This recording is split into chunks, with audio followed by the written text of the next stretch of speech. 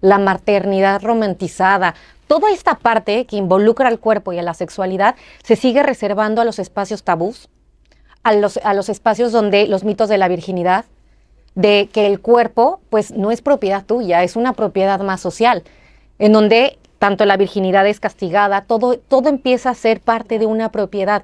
¿Por qué no se hablan tal cual de los órganos reproductores sexuales? ¿Por qué se romantiza la maternidad hasta en las películas? Sí. El bebé sale limpio. Y el parto precioso, ella está maquillada y no suda, y es como, yo no pasé por eso. ¿Por qué seguimos hablando de terrible. que O ser sea, madre es sacrificio? Las Ser madre fotos no- esas es ya, señoras, señores, ya es cuando se echó una chapeadita o algo. Claro, porque siguen correspondiendo a estos espacios tabús. Cada programa de Universo Violeta creo que nos vaya construyendo algo distinto en nuestra esencia. Existimos las mujeres en Chiapas que estamos haciendo programas de mujeres, en fin. Multifacéticas, ¿no? Pero bueno. Yo creo que más que nosotras dos, ¿eh? Te dices Porque no saben realmente. tener estos espacios que Sí. creo que podemos compartir con otras personas en ese su espacio Universo Violeta. ¿En dónde? En el 7.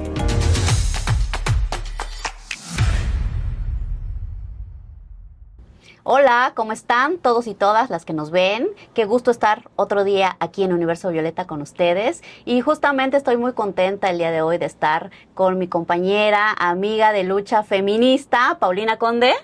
Hola, ¿cómo están mis queridos y queridas amigas y amigos que nos ven de nuestro Universo Violeta? Y bueno, el día de hoy tenemos una invitadaza. Estamos justamente empezando ya con todo, las pilas recargadas de esta segunda temporada del Universo Violeta. Y justamente estamos acompañadas por una chica muy inteligente, además muy guapa, que viene a contarnos acerca de muchas cosas, Lidia Serrano.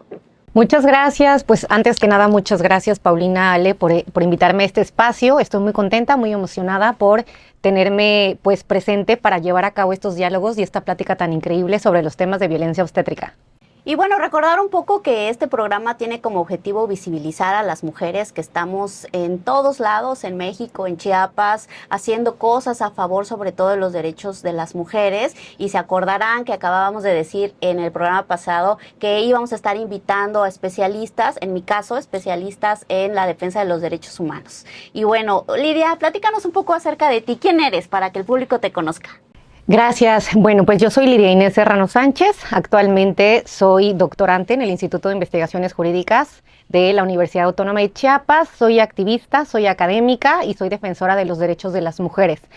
Actualmente estoy haciendo investigaciones relacionadas a los temas de violencia obstétrica y derechos reproductivos y sexuales de las mujeres. Y bueno, también decir que ella es una de las integrantes del Comité de Redacción del Código Penal Nacional. Yo creo que de las pocas mujeres, ¿no? Claro, de hecho, bueno, somos parte del comité redactor del nuevo Código Penal modelo sustantivo, que ya es necesario que empiece a integrar una nueva perspectiva y estudio de la incorporación de ciertos delitos, actualizarlos. Y el objetivo que pretende este Código Penal modelo es a nivel nacional tratar de brindar a todas aquellas entidades federativas la nueva y actualizada estudio de los delitos. Y en este caso, los estudios con perspectiva de género. Y bueno, aquí en Universo Violeta somos, como su nombre lo dice, universales.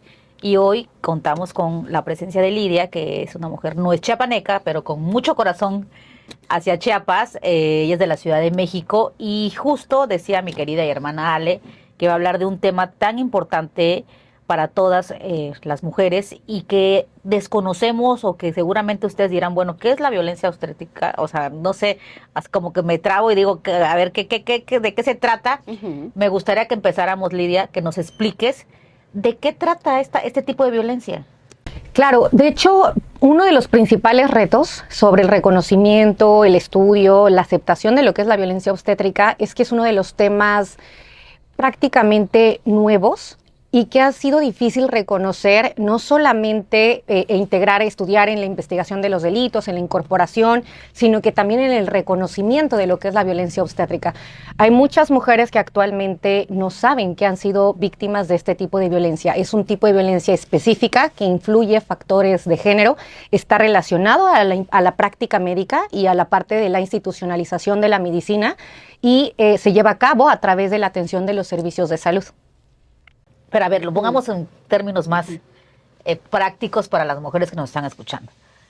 Una mujer, ¿cómo? Porque en efecto, tienes razón, puede ser que ni siquiera se han Seamos enterado o nos conscientes. hemos enterado o somos conscientes de que ya pasamos ese tipo de violencia porque tenemos normalizado muchas cosas las mujeres. Entonces, pongamos un ejemplo de que cuando una mujer llega a una clínica, ¿cómo sería ese tipo de violencia para que nos puedan... ¿Cómo identificarla, no?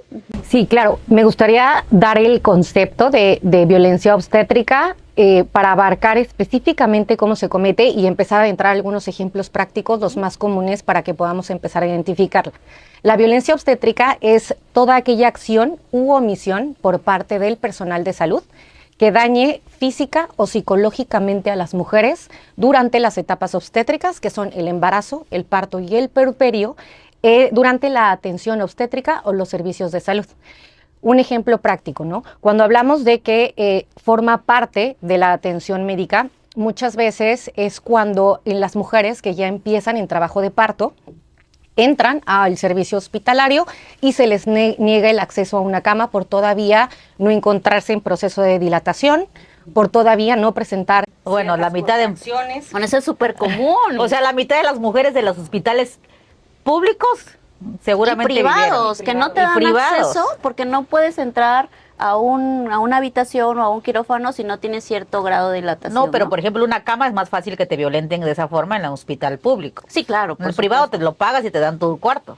Claro, y esta es una parte también muy importante porque la violencia obstétrica, claro que ocurre con mayor frecuencia en los servicios públicos, porque normalmente, y ahorita quiero hablar de la parte jerárquica y de la hegemonía, sobre todo en la medicina que hay actualmente, en un sesgo en la medicina de género, pero también ocurre en las instituciones privadas y también en el servicio práctico. Y un ejemplo es sobre la medicalización de los partos y en el exceso de medicina o en este caso de anestesias o de obligar a las mujeres a intervenirse en cesárea. Esto pasa mucho en los hospitales privados, pero muchísimo. ¿Cómo? A ver, se me fue. Las mujeres normalmente no necesariamente necesitan un trabajo de parto vía cesárea. O sea, de esta programación, ¿no? Que siempre te dicen, ¿para cuándo está programado tu parto? Y prácticamente te inducen a que elijas una cesárea. Y Claro, no lleves sí. un procedimiento Así- natural. así todas, ¿no? Y Porque si tú dices lo quiere tener natural, pareciera que fuera sacada del mundo, haz de cuenta. Y han puesto también muchos, no sé cuál sería la palabra a utilizar, pero que provoca que las mujeres tengan miedo a tener un parto normal.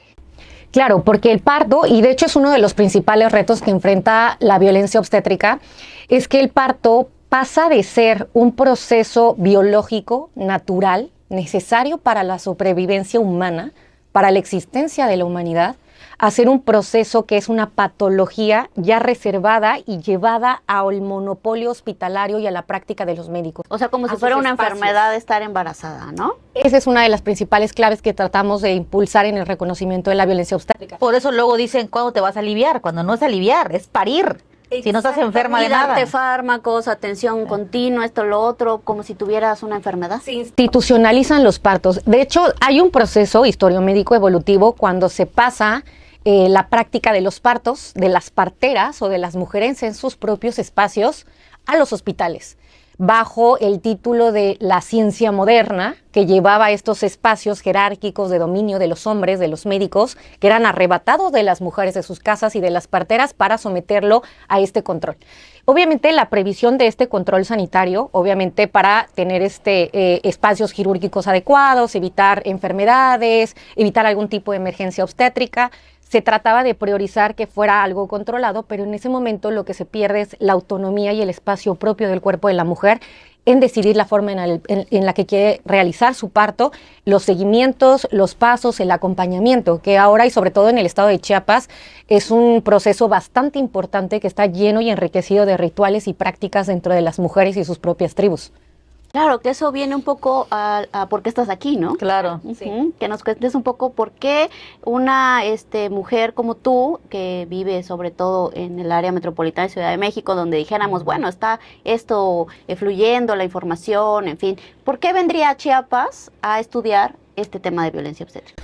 Claro, la verdad es que, bueno, Chiapas, y lo hemos comentado también en otras charlas, es semillero en cuanto a movimientos sociales, tiene una impresionante riqueza intercultural, tiene una carga importante de tradiciones, y todo esto ha abierto un panorama no solamente en la parte en la que la perspectiva de género debe implicar la medicina, porque ojo, la medicina sigue siendo una de las ciencias más reacias a incorporar los estudios de género, cosa que no hemos visto, por ejemplo, en el derecho, en la antropología, en la psicología, en la sociología, ¿no? La medicina siempre ha estado como en constante, porque la medicina, recordemos que el objetivo que tiene es que sea universal, objetiva, hegemónica.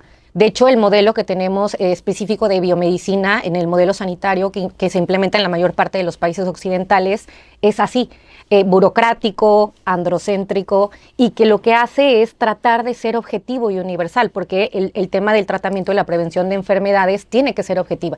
Y lo que te aborda o te abona la perspectiva de género es que no, la medicina no puede ser objetiva, tiene que ser diferenciada, porque las mujeres... No es lo mismo ser mujer que hombre, como Claro, siempre, por ¿no? supuesto. El tema. Me queda clarísimo. Y algo aquí muy interesante de este tema, tú hablabas de violencia física y psicológica y ponías un ejemplo, bueno, creo que me gustaría porque para que le quede claro a las mujeres que nos están escuchando, que nos pongas un ejemplo de la violencia psicológica y la más tremenda violencia física que puede tener una mujer en violencia obstétrica. Claro, de hecho es fácil reconocer muchos tipos de violencia física o aquella que dejan secuelas físicas visibles, ¿no? Y las que siempre han sido un paso importante en el reconocimiento son a todas aquellas que dejan secuelas psicológicas, porque muchas veces son de por vida. Uno de los ejemplos, porque de hecho en la investigación que he estado realizando he hecho entrevistas a varias víctimas, de hecho también a mucha personal de salud, y muchas de las víctimas, les voy a poner un ejemplo claro para que podamos ver de qué maneras o multiplicidades y efectos tiene no solo la violencia obstétrica, sino también cómo puede impactar otro tipo de violencias. Es el caso de una mujer que ya está en trabajo de parto, llega de manera normal, esto fue en Chiapas, de hecho fue en Tapachula, llega normal al servicio de salud, en este caso era el IMSS, a atender su parto. Se encontraba en tiempo, en término, ya estaba en posición transversa el bebé para nacer, y en el momento del parto llega el médico tratante que estaba justamente en ese momento de guardia, y lo que hace es asignarla a una cama, le abre el expediente, hasta ahí vamos bien, y la manda a esperar para que empiece el proceso de dilatación.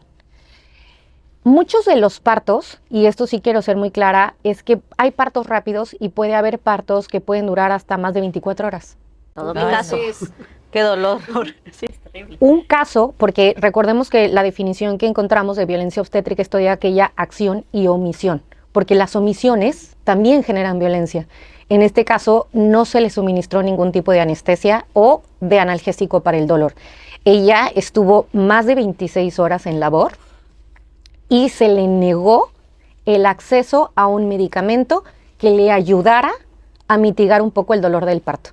Digo, sabemos y que el tema de un trabajo de parto es uno de los dolores más fuertes que puede llegar a enfrentar un ser humano, y por supuesto en el tema de que se inicia una labor de parto, sí está sujeto incluso a tratos crueles e inhumanos, porque se le está negando. ¿Por qué no se le negó?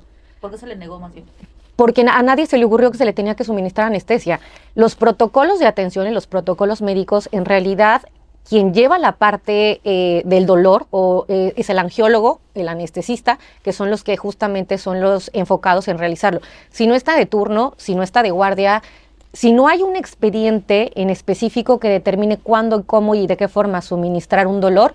O no es un tema que pasa mucho, no lo sé. Digo, yo nunca he parido, pero yo no sé si sea un tema que pase en los hospitales, en el que si se le da medicamento se atrasa en las horas del parto, o porque se me hace algo inaudito. No, fíjate que pasa mucho. O sea, pero es esta inaudito. idea, pero es que sabes que viene ahí también el tema del machismo, que siempre lo tenemos en todos lados. No es esta idea que incluso te inculcan cuando estás embarazada y que se oye mucho todo el tiempo, esta información que te bombardea de el dolor es normal y vas a parir de manera natural y te va a doler porque eres mujer y estás concebida para eso.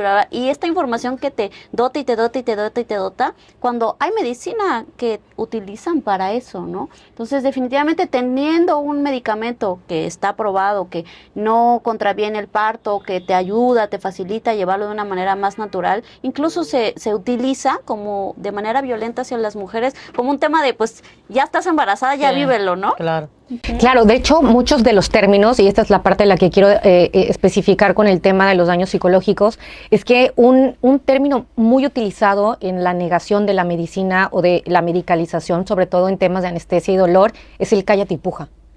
Este es un tema, el parir duele, bien que abriste las piernas, pues ahora te aguantas. Claro. ¿Por qué? Porque el parto debe de doler, porque Es una idea que cultural y estamos- socialmente el parto duele.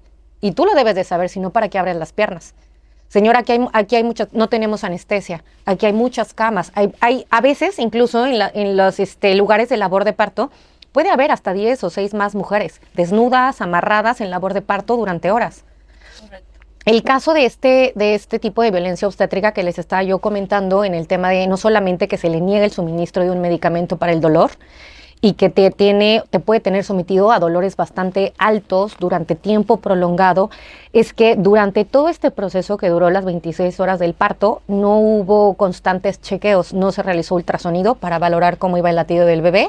En este caso hubo una defunción por muerte obstétrica, el bebé falleció.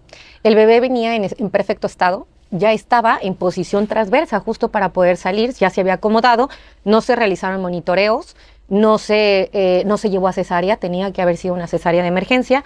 La madre del bebé muchísimas veces gritó por ayuda, solicitaba tanto enfermeras como personal de tanto médicos y médicas. Y siempre es esta idea, está exagerando, ¿no? No aguanta los partos. Sí, claro. Ajá. Alguien esta semana me comentaba, no sé si estábamos juntas, hermana, o en qué reunión, porque de tantas reuniones que uno tiene, alguien comentó justo, ni siquiera recuerdo de qué tema estábamos hablando, y quiero que tú nos digas, si es así, con la investigación que has realizado, dos cosas. Primero, si te has encontrado, porque me comentaban esto, que en los hospitales las que más violentan son las enfermeras, más que los doctores o los doctores. O sea, eso no sé si sea un mito o en realidad, o si tú te has encontrado con esto, ¿no?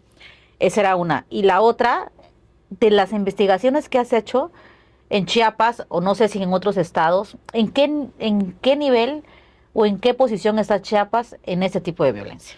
Claro, bueno, la primera pregunta creo que es algo, le diste la clave de verdad a un tema que está construido de manera histórica gracias a este patriarcado tan fuerte en el que pues hemos tenido que batallar y luchar constantemente, y el culpabilizar a la enfermera. ¿Por qué? Porque recordemos que desde la ciencia médica, desde la construcción de lo que ahora conocemos como la ciencia moderna, que antes relegaba a las mujeres a ciertos espacios, siempre a las mujeres se les ha tratado como cuidadoras secundarias en materia, sí, en atención y cuidados a los enfermos. Es el doctor y la enfermera, el doctor y la señorita, ¿no? Entonces creo que también empezar como a observar de qué manera se construye el sistema de salud es donde primero debemos de voltear a ver. La forma en la que se están permeando constantemente los roles, los estereotipos, todos estos prejuicios de género en torno a lo que se estructura dentro de una institución. Incluso ser Hospitalaria. enfermero es así como, ¿no? Claro, sí. Debería ser doctor. Ya recordé, en una reunión que tuvimos con un grupo de feministas, con unas personas que están desarrollando el plan de desarrollo estatal, salió ese comentario donde decían que el referente estaban hablando justamente de este tipo de violencia, y en el que alguien de mis compañeras que ha hecho estudios sobre eso comentó que muchas veces, como las enfermeras son las que tienen más contacto con las Haciendo pacientes, labor de cuidado haciendo labor de directo, cuidados, porque ¿no? el doctor o la Ujú. doctora llega pues ya cuando a lo mejor va a parir, ¿no? Pero las que están constantemente son las enfermeras. Obviamente yo entiendo que ellas no pueden administrar medicamentos si no tienen la orden, ¿verdad? Entonces es como la cara mala. Ujú. Claro, sí, es que por eso siempre digo, vamos a retomar y vamos a observar en dónde está funcionando y cómo está operando este sistema jerárquico dentro de los hospitales. Las enfermeras lo que hacen es dar apoyo, pero al fin y al cabo quien tiene que estar pendiente y está obligado Hace diagnósticos, atiende de manera directa. es el médico, claro que sí. El doctor y la ¿Médico o médica? Ujú, médico o médica.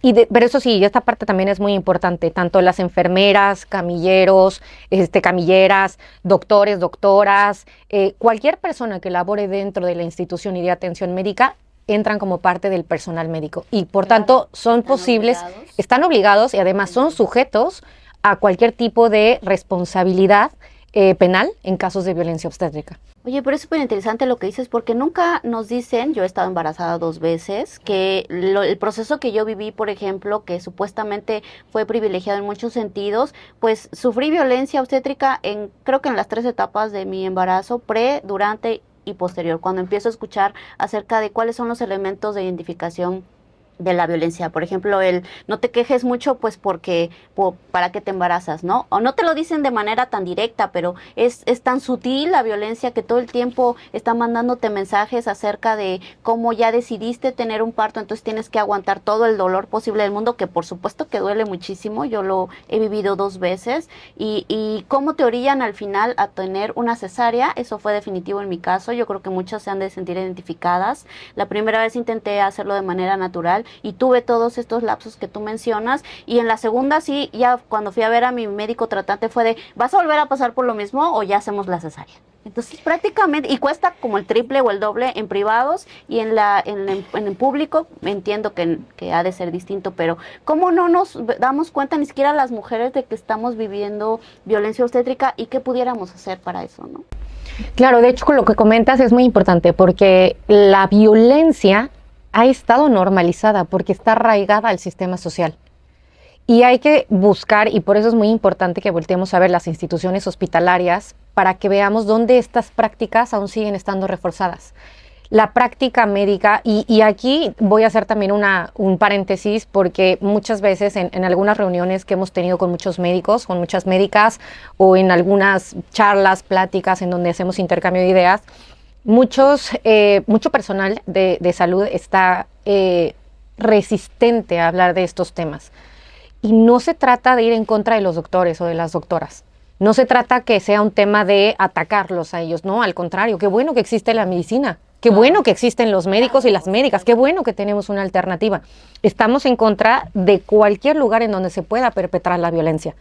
Sea sistema de justicia, sea sistema de seguridad, sea sistema sanitario. Entonces creo que sí es un foco muy importante empezar a observar en dónde están esos espacios y cómo se cometen. Entonces parte de eso es concientizar a la gente, informar a las mujeres en específico cómo es la violencia obstétrica, cómo opera, de qué manera se puede presentar, porque otra de las cuestiones, y que responde una pregunta que me hiciste, es que el estado no hay un diagnóstico específico que nos brinde valores o datos o variables específicas sobre cuántos tipos de violencia obstétrica hay, qué estados de la República tienen, porque hay muy pocos estados que la tienen regulada. Los diagnósticos son bastante sesgados en materia. ¿Regulada? Chiapas sí la tiene en su código penal. De hecho, ha sido una de las entidades que hemos tomado como ejemplo para realizar el código modelo, esta proyección de los códigos con perspectiva de género, y han sido muy pocos. Me acuerdo que cuando entré al doctorado eran como 4 estados de la República que lo tenían. Actualmente, afortunadamente, son más o menos 10 los que ya lo empezaron a incorporar. Todavía no está a nivel federal y tampoco lo contempla la Ley General de Violencia, de acceso a las mujeres a una vida libre de violencia. Entonces, si es un tema poco labrado, se está empezando a incorporar. Hay tanto ONGs como asociaciones específicas, una de ellas es GIRE, que hace un trabajo muy importante. También a nivel internacional, por ejemplo, en España, que tuve la fortuna de hacer una estancia de investigación, estuvimos trabajando con las de parto humanizado en España, que tienen una perspectiva también muy avanzada y totalmente diferente. Y aquí hay un hospital de en parto México. humanizado. Hay varios Aquí ya, ya. sí. De hecho, Bueno, en sí, Tuxtla, se no sé comenta si. mucho. También, sí, la capacitación de las parteras, tanto técnicas como tradicionales, porque es una pieza clave en la prevención de la violencia. Pero hay que decirlo, no es casual el hecho de que tengamos ya en el Código Penal, que haya un hospital de parto humanizado, no es casual, es Claro. porque es de los estados donde más violencia obstétrica hay. Y ahora a mí me gustaría comentar algo antes de Ale, porque, para que no confundamos, porque aquí salen temas de verdad muy interesantes, y para no confundir a las mujeres que nos están escuchando. A ver, no es que la cesárea sea mala o la peor. Obviamente que si tú lo decides, obvio que Claro. si el doctor te obliga o te orilla cuando puede ser natural, pues a lo mejor puede ser violencia. Pero si tú así lo decides, yo no quiero natural, no quiero natural. ¿Por qué? Porque les voy a decir algo, en las experiencias, yo no he tenido nunca hijos e hijas, pero en las experiencias de mujeres que me han contado, ¿no?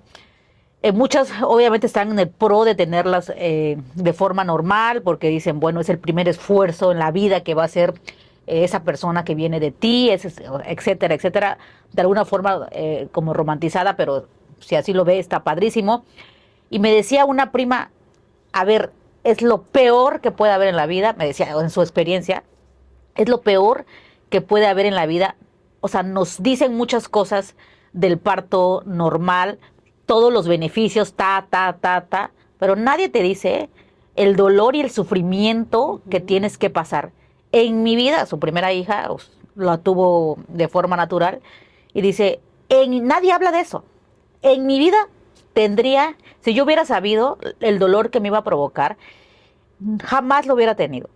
Tuve la oportunidad de ver a mi hermana parir vía Facebook, no sé, vía distancia, porque ella parió en Estados Unidos y fue una impresión, o sea, yo me quedé...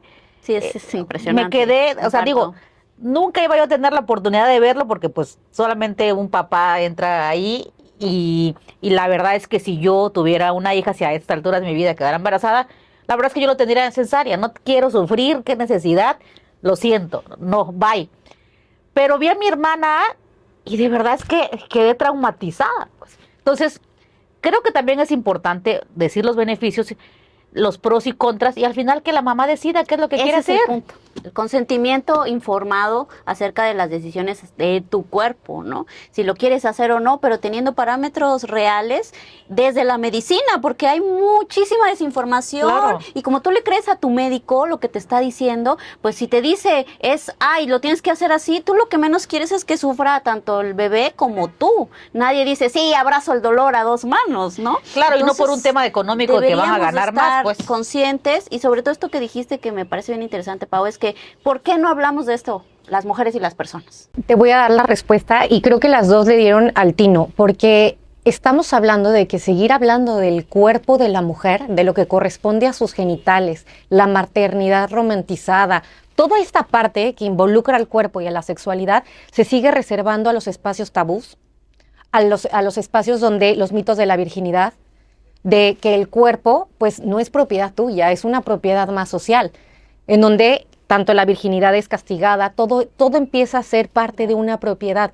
¿Por qué no se hablan tal cual de los órganos reproductores sexuales? ¿Por qué se romantiza la maternidad hasta en las películas? Sí. El bebé sale limpio. Y el parto precioso, ella está maquillada y no claro. suda, y es como, yo no pasé por eso. ¿Por qué seguimos hablando de terrible. que ser O sea, madre es sacrificio? Ser Las madre fotos no- esas es ya, señoras, señores, ya es cuando se echó una chapeadita o algo. Claro, porque siguen correspondiendo a estos espacios tabús. Y Definitivamente. el espacio que es tabú, Corre el gran riesgo de ser el espacio perfecto para que se cometa la violencia. De hecho, hay un libro muy bueno que de Bachofen, yo ya también he platicado un poquito más a Ale, y es sobre el matriarcado y también el regreso de las madres, y habla justamente de cómo ciertos espacios que están dominados por estos sistemas patriarcales han relegado a las mujeres a no solamente la esclavitud, la explotación sexual, no, sino también la aniquilación de la historia y de la creación de la vida humana, de la sociedad. Porque es imposible que ahora en una sociedad moderna podamos entender de la creación divina o la evolución de Darwin o la aceptación religiosa del Dios Padre, Dios Hijo, Dios Espíritu Santo, que deja siempre fuera a las mujeres. ¿Cómo es posible que hablemos de la creación de la existencia de la vida humana sin un útero? Sin hablar de las Claro. mujeres Una mujer que crean sin una vagina, vida, sin un claro. parto. ¿Por qué? Porque sigue estando y perteneciendo a estos espacios recónditos en donde la violencia simbólica, que esta es una de las violencias que también me gustaría que platicáramos porque forma mucho parte de la violencia obstétrica, siguen arraigando, siguen estando totalmente dentro porque son temas que no se hablan. Oye, y un tema bien interesante que me gustaría preguntarte es, ¿y esta idea de los vientres de alquiler o esto, no sé si nos puedes explicar un poquito qué es eso para los que nos escuchan, entra como un tipo de violencia obstétrica o cómo se está manejando? Pues en realidad no entra como violencia ¿Qué obstétrica. es la renta de los Ajá. vientres? El arrendamiento subrogado es a través de un contrato privado que se realiza a unas mujeres para que gesten el hijo, por así decirlo, porque se utiliza tanto el esperma como el óvulo de la madre para ser implantado en un vientre subrogado o un vientre por arrendamiento. ¿Y eso es legal en nuestro No país? siempre, no en todos los estados, hay estados que sí que son legales. Se intentó en 2. Pero por el tipo de prácticas, por el tipo de explotación. Según yo, en Ciudad de México sí es legal. Ya no se está utilizando en la práctica, porque hay un roce muy, muy específico entre explotación de mujeres, trata y posibles violencias obstétricas. Y se hace, yo he sabido de muchos casos acá en Chiapas de gente que viene, incluso parejas que vienen de otros países y demás, y que se hace muchísimo, pero bueno, yo creo que lo hacen sí por debajo del agua, pero yo sé que incluso en Ciudad de México hay una clínica, según sé, digo, no sé, habría que investigar, Ciudad de México es permitida, en algunos estados sé también que es permitido, no, en la mayoría no. Bueno, otra cosa que estaba yo pensando, que la verdad es que es un tema súper interesante, pero ¿qué tenemos que hacer? Digo, yo sí he visto en algunos hospitales públicos, así como un poco de información referente a la violencia obstétrica, que estamos hablando de este tema, pero pues obviamente que si hay un código penal, digo, no conozco, porque no ha sido como mi tema esto, debe de decir qué es lo que se tiene que hacer también en los hospitales públicos. No sé, me parece que sería importante que haya mensajes tipo como el violentómetro donde diga, a ver, esa es la violencia obstétrica y si te pasa esto, Denuncia tal, ¿no? denuncia tal y es violencia obstétrica, ¿no? Porque de verdad que si nos ponemos a hacer una encuesta con mujeres que ya parieron, seguramente 5 de 10 sufrieron tipo de violencia obstétrica, ya sea física o psicológica, no lo sé. Me parece que si no es el primero, es el segundo estado con mayor estadística de muerte materna. Y esto es un tema muy alarmante por justamente en prevención de violencia obstétrica, porque como decían, si un estado tiene bastante evolucionado el reconocimiento de un delito, es porque desafortunadamente tiene un índice o una tasa de incidencia bastante alta. Entonces, esto sí es un tema importante. El tema de la capacitación, sensibilización, prevención, por supuesto, forma parte necesaria dentro de los hospitales de salud. Y aquí se enfrentan dos retos también importantes, porque hay un colapso estructural en los sistemas sanitarios, no únicamente en materia de género, porque creo que en materia de género es algo bastante visible, sino en general, porque si no hay camas ni para un descalabrado, pues no va a haber camas para una persona que está entrando en trabajo de parto. Claro. Entonces, ahora, no solamente partimos de los modelos que hablaba yo de la medicina hegemónica, sino también de que hay una falta de trato humanizado en la medicina. ¿Qué significa esto? Porque también es uno de los temas bastante importantes en la prevención, sobre todo en los casos de violencia obstétrica, pero también en el reconocimiento del trato humanizado y digno a cualquier persona que entra a tener acceso a los servicios hospitalarios.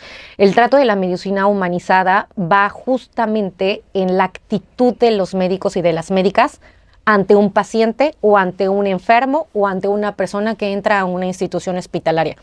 El trato humanizado va desde en el momento en el que yo te mantengo informado de la situación en la que te encuentras tú o tu familiar, porque muchas veces entra el doctor y tú no vuelves a saber de tu paciente. Y sobre todo en los hospitales públicos. Claro. No. También en los privados. Te preguntas constantemente y no sale el doctor. Y hay una cosa que creo que tendríamos que preguntarnos y ser observadoras como feministas, activistas, defensoras. A ver, ¿cuáles son las políticas públicas de los gobiernos referente a este tema? ¿Cuánto es el techo presupuestal para prevenir, para atender, para sancionar, para eliminar la violencia obstétrica? Si se está hablando de esto al más alto nivel en nuestro estado, si realmente existe una intención incluso de visibilizar el tema de la perspectiva de género dentro del sector salud, que como bien decía la maestra Lidia, es algo que ni siquiera se habla, Pau. O sea, cuando hablas del sector salud no estás hablando de perspectiva de género, existe incluso un grupo focalizado, tengo entendido, para atender la muerte materna. Pero muchas veces cuando te vas a por qué están falleciendo las mujeres en hospitales, vienen este tipo de cosas que rompen todos los esquemas que tienen que ver con que hubo violencia médica, ¿no? Hubo una falta de atención en el momento indicado por el cual falleció el bebé, o generalmente las niñas están pariendo, que ese es otro tema que hay que mencionar y que siempre hay que ser reiterativos, están embarazadas las adolescentes y las niñas en cuerpos que no están propensos a tener un parto de esa manera. Ya casi ya nos tenemos que ir, pero a mí me gustaría, antes de que te vayas, Lidia, y digo que ese es un tema da para la segunda Es ocasión que apasionante, vengas además, a Chiapas. porque muchas mujeres Híjole, pasamos por los partos, ¿no? Sí, es un tema muy interesante, importante y que nos debemos de preocupar. Pero ya cambiando para cerrar ya esta entrevista y hablando de otra cosa, por qué estudiar un doctorado en Chiapas? O sea, ¿qué te trajo a Chiapas? Porque pues tú no eres de acá, entiendo que eres de la Ciudad de México y supongo que obviamente pues hay muchos doctorados en todo el país o en el extranjero. ¿Por qué mirar hacia Chiapas y decir, quiero ir a estudiar este doctor? Bueno, para empezar, ¿cuál es el doctorado que estudias y por qué en Chiapas? Bueno, el doctorado que estoy estudiando es un doctorado en Derecho. Mis líneas de investigación siempre han sido Derecho Penal y Género. Creo que Chiapas tiene no solamente una riqueza cultural tradicional impresionante, sino tiene mucho que ofrecer al mundo. El reconocimiento que tiene no solamente el activismo de las mujeres chiapanecas, sino también la riqueza intercultural que abona mucho a la partería tradicional, las chamanas, las curanderas, la medicina tradicional. Todo esto abre nuevos panoramas también en la forma en la que entendemos y comprendemos la ciencia médica y la perspectiva de género. Ha sido innovadora en muchos movimientos sociales, los colectivos de las mujeres. De hecho, hay un colectivo muy fuerte también, se llama Con Ovarios, y otra que también integra mucho el movimiento, no solamente chapaneco, sino también el maya, que se llama Ixim, me parece, en favor de los derechos reproductivos sexuales de las mujeres, y ha sido pionero en estos temas. Creo que Chiapas es el promotor para el reconocimiento de estos derechos, que desafortunadamente ha tenido bastante visibilidad porque tiene una alta estadística y una alta incidencia de casos de violencia obstétrica en caso de las mujeres. Pues bueno. Es hermana. decir, porque ahí estamos las feministas. Sí, porque ahí estamos y vamos a seguir estando. Vamos a seguir Pues estando. muchísimas gracias, Lidia, de verdad encantada de tenerte en que es tu espacio, el Universo Violeta. Ojalá que pronto puedas estar nuevamente en el programa hablando de esto o algún otro tema que te interese. Sí, además, sobre todo agradecer al 7, porque estamos en el espacio de Universo Violeta aquí compartiendo con los compañeros del 7, que exista la posibilidad de mesas en donde demos este tipo de información, que traigamos a las especialistas como Lidia a hablarnos de violencia obstétrica, que a lo mejor ni nos sonaba, pero la hemos vivido. Entonces, muchísimas gracias, Lidia, por compartirnos estos saberes y que no sea la última vez que nos visiten. No, pues muchas gracias a ustedes. Nos vemos en el siguiente episodio de Universo Violeta.